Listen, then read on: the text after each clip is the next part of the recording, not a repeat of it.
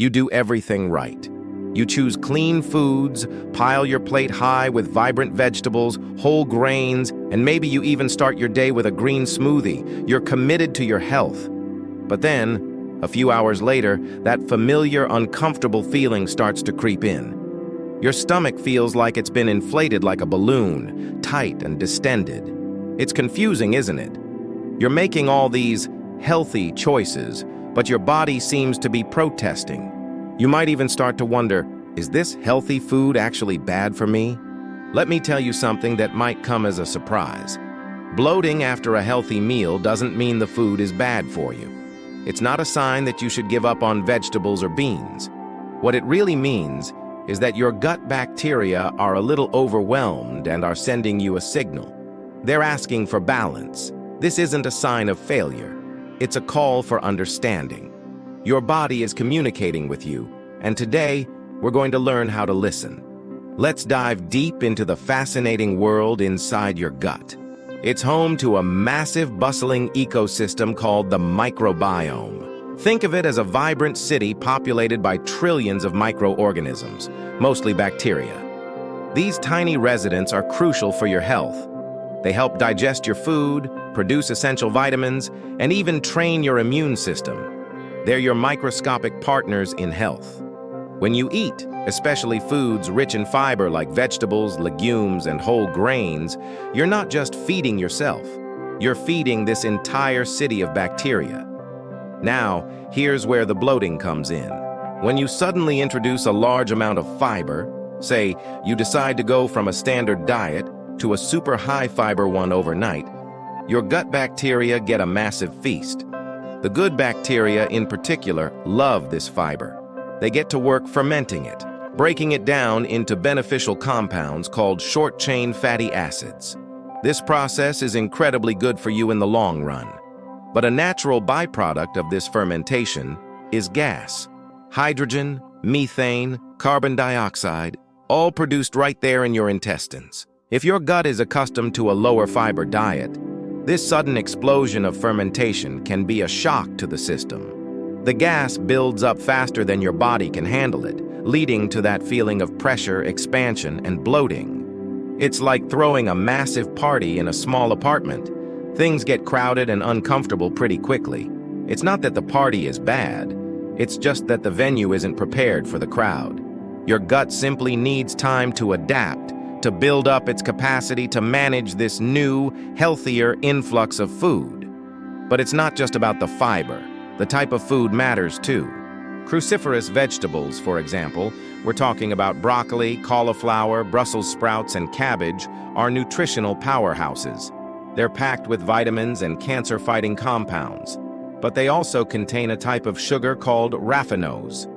Humans lack the enzyme to break down raffinose in the small intestine, so it travels down to the large intestine where, you guessed it, the bacteria ferment it, producing gas.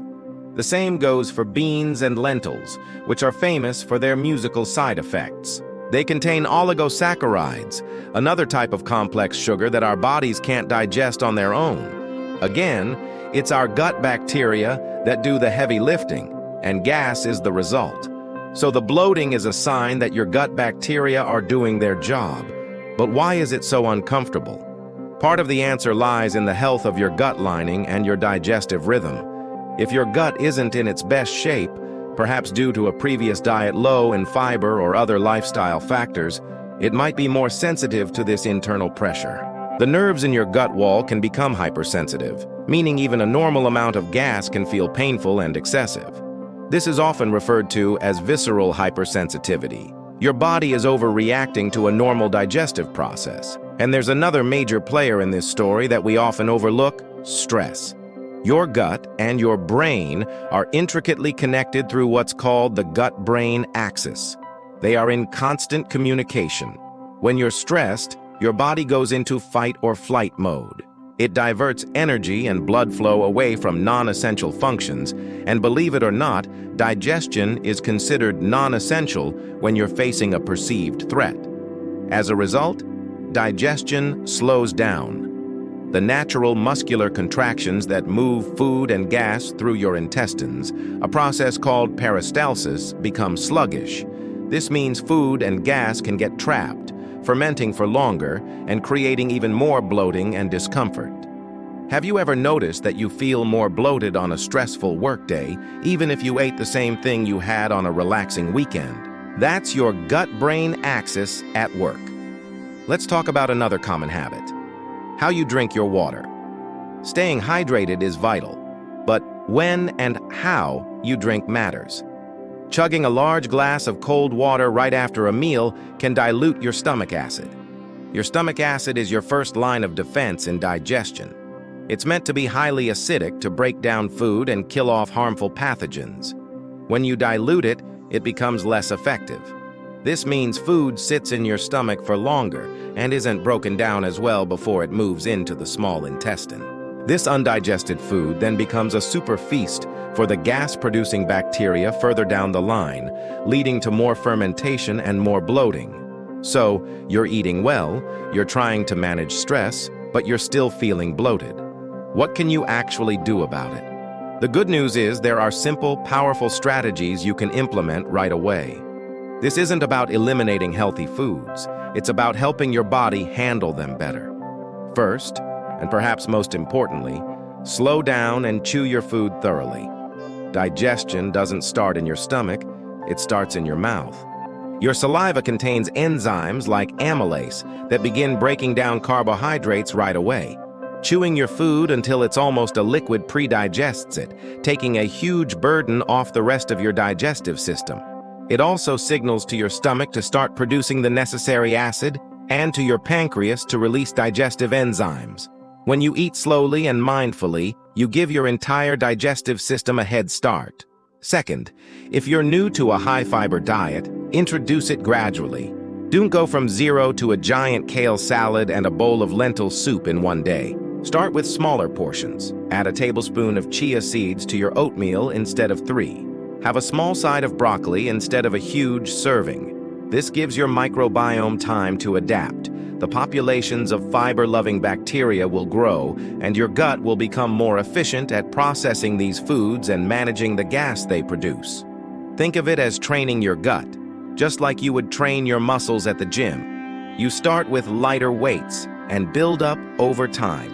Third, create a calm environment for your meals.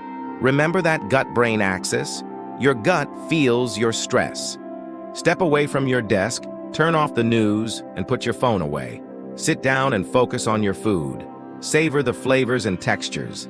Taking just a few deep breaths before you start eating can shift your body from that stressed fight or flight state to the relaxed rest and digest state. This simple act can dramatically improve your digestion and reduce bloating. And finally, consider what you do after you eat. Instead of sitting down on the couch immediately, try a gentle, slow 5 to 10 minute walk. This isn't about burning calories, it's about stimulating peristalsis. The gentle movement helps your intestines move food and gas along, preventing it from getting stuck and causing pressure. It's a simple, ancient remedy that works wonders for digestion. Your body is an incredibly intelligent system. That bloating you feel isn't your gut punishing you for eating broccoli. It's your gut communicating with you. It's teaching you about balance, about pace, and about mindfulness. It's asking you to listen more closely. By chewing slowly, introducing fiber gradually, eating in a calm state, and moving gently after meals, you're not just fighting bloat, you're building a stronger, more resilient digestive system and a better relationship with your body. So the next time you feel that puffiness after a healthy meal, don't get discouraged. See it as feedback. Ask yourself, did I eat too quickly? Was I stressed? Is this a new food for my gut? Learn to listen to these signals and make small adjustments. Your gut isn't your enemy, it's your wisest health advisor. Thank you so much for joining me today to explore this important topic. If you found this helpful and want to learn more about listening to your body and optimizing your health, please hit that like button and subscribe to the channel.